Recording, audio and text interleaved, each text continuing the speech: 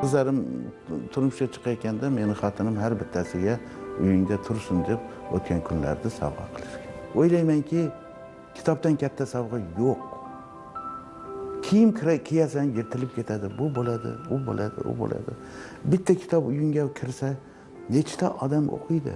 Kitob o'qimagan odam bebaxt odam. Internetda bunday o'qisang bir badiiy asarni ham bir qaytarib rohatini qila olmaysan. Telefonda yoki kompyuterda kitobni olib varaqlayverasan-da. O'sha joyiga kelib, voy, mana buni qarang, qanday yaxshi she'r.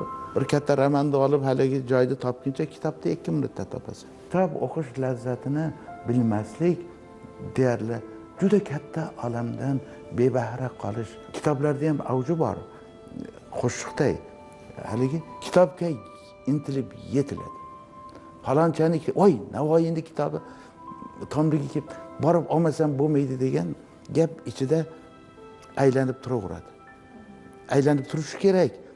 Shu qadar ishqiboz bo'lish kerak. Shu kitobni olmasam bo'lmaydi degan bir nima bo'lishi kerak. Qo'lida so'ng so'zlar kitob turibdi. Shu kitob chiqqanda boysundan bitta oila, bilmadim 50 tami 60 ta oldim, o'qib chiqishdi, keyin 3 ta 4 ta olib ketishdi, keyin uni yonida falonchaga ham kerak deyishdi, keyin o'zlari kelib topib, sotib olib ketib, bir 50 dan ko'proq kitobni olib ketishdi.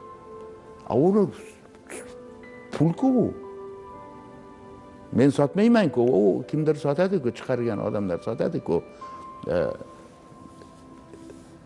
50 ta kitob ham oladimi odam? Shunaqa adabiyotda ishqibozi, shunaqa katta odamlar bor.